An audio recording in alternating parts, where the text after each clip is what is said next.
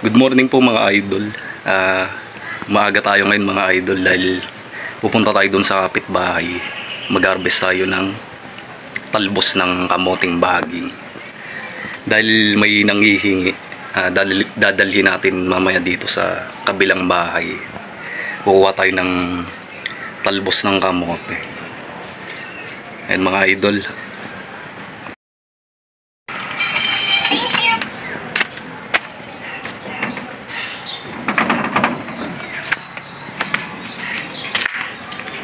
Utang. Mga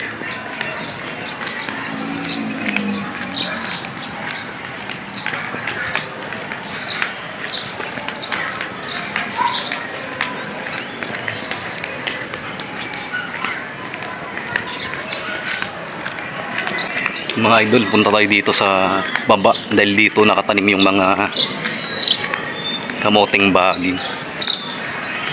Puntahan natin mga idol.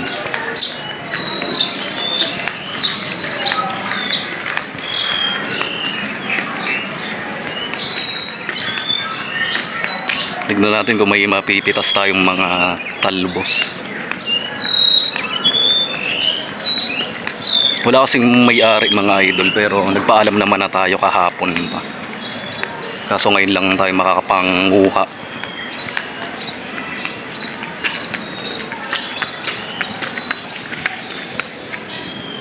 Ito mga idol, dito nakatanim yung mga kamoting baging ngayon, mapapansin nyo nasa likod natin. Dito lang yan sa harapan ng bahay. Ngayon mga idol, mamitas na tayo o mag-harvest na tayo ng talbos ng kamoting baging.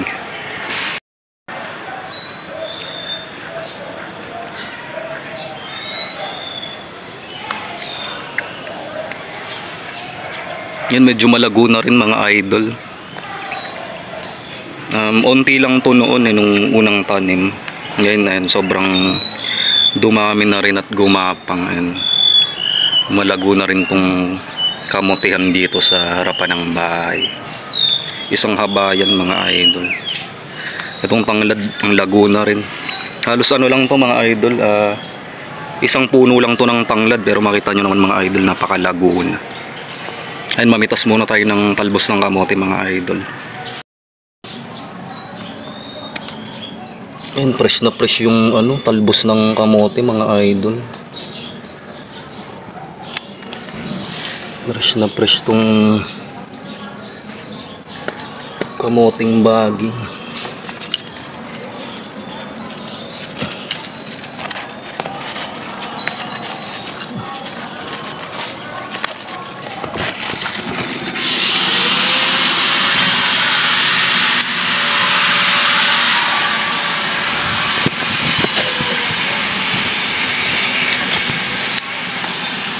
Yung mga idol, once na tinalbosan natin tong kamoting bahagi, kumbaga mas pa siya, mas lalago pa siya,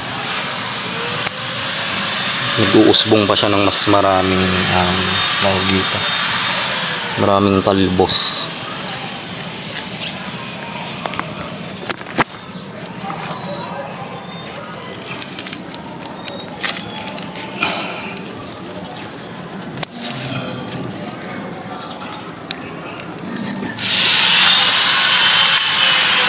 Talbos ng kamote.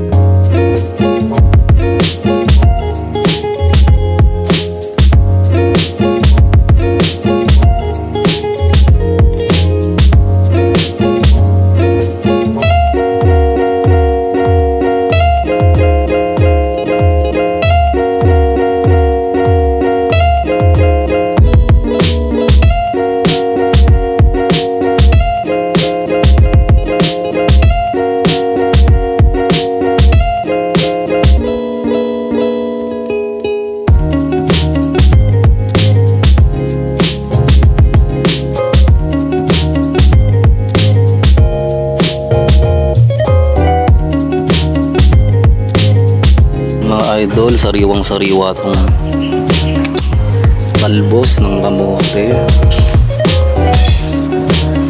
Ang gagawin natin mga idol ay mag-harvest. Mamimitas muna tayo mga idol ng dahon ng kamote.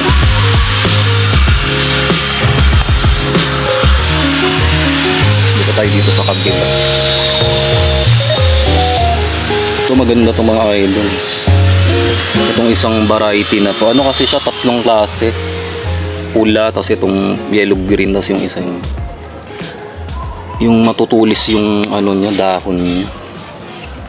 Ito yung laman nito mga idol. Violet. Tapos pag hiniwa mo sa gitna, maubi-ubi yung laman niya sa loob. Ewan ko lang kung ano to. Puti ata to yung laman nitong isa na to. Itong matutulis yung dahon. Ayan. Tapos ito, ayan, pula rin ata yung laman yan.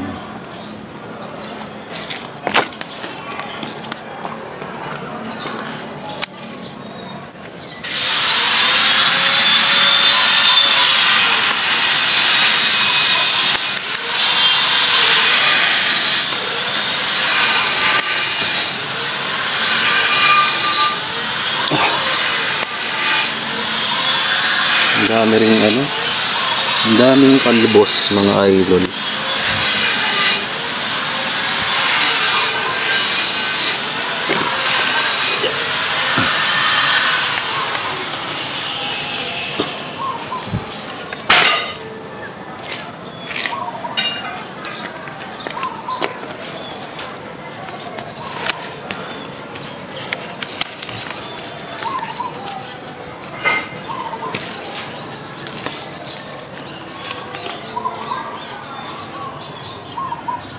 Ganda ng kamote mga idol.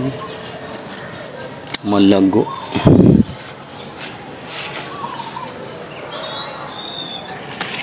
Ang sarap talbosan mga idol.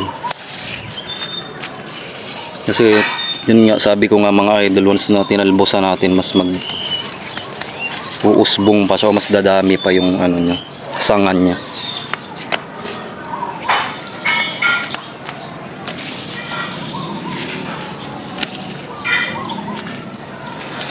So mga idol, napaka-healthy nitong dahon ng kamoting baging.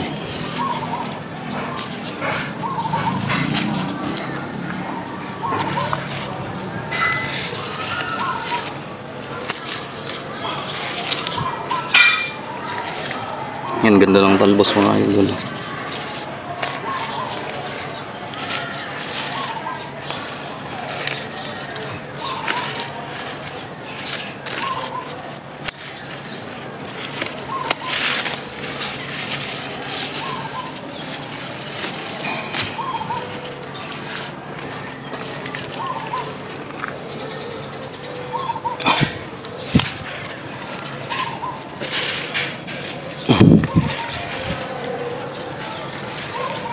Mapurol tong gunting natin mga idol.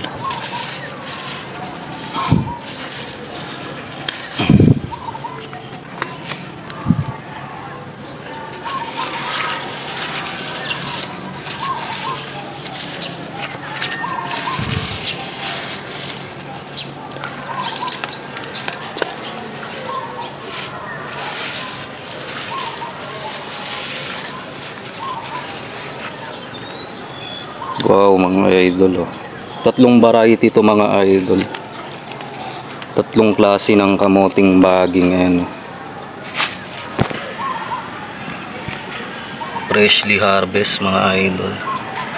Ang ating talbos ng kamoting baging. Hey.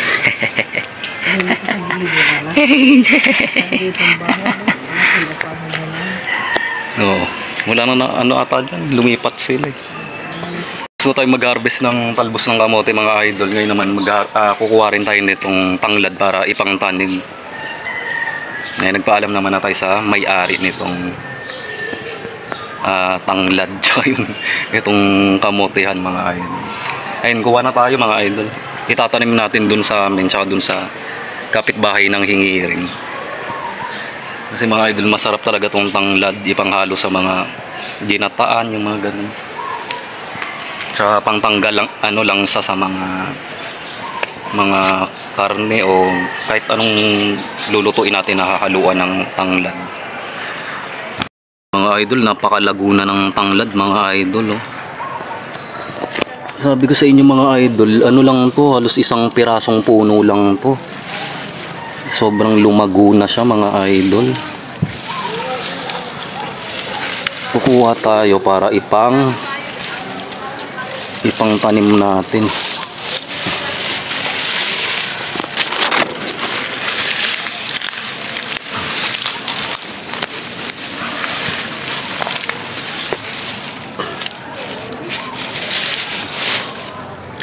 Saglit lang mga idol, nahihirapan ako dahil hawak ko tong camera.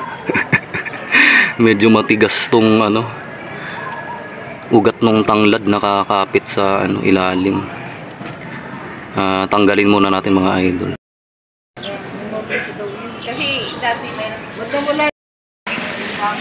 Ito na mga idol, nakakuha na tayo ng mga ilang pirasong puno. Hati-hatiin na lang namin to. Yun nga, para ipang tanim natin. Ayun mga idol. Maganda doon pag maaga. Ay, medyo hinalakad ko ng halang din. Nakakali na ako kung ka dito. Tao. Ayun, ito mga idol. Ito na yung na-harvest nating talbos ng kamote at ito ang tanglad na ating itatanim mga idol. Paghati-hatian namin ito mga idol, yung talbos ng kamote at itong tanglad. Kasi nasa project. Ito mga idol, punta tayo dun sa kabilang bahay, ihatid natin itong tanglad tsaka itong talbos ng kamoting na-harvest natin mga idol.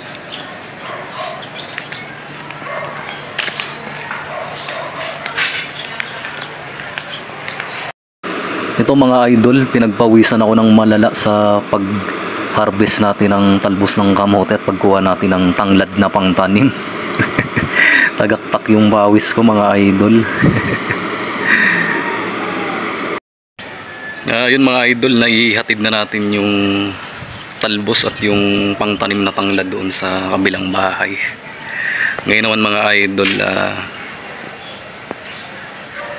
magsisibak naman ako ng kahoy na panggatong para mayroon tayong panggatong pag nagluto tayo. So ayun po mga idol, hanggang dito na lang po ulit ang ating vlog ngayon. Please paki-subscribe nyo naman po ang aking YouTube channel. Ayun, Mixed Trip Vlogs. Ayan po mga idol guys, thank you so much po sa inyong panunood.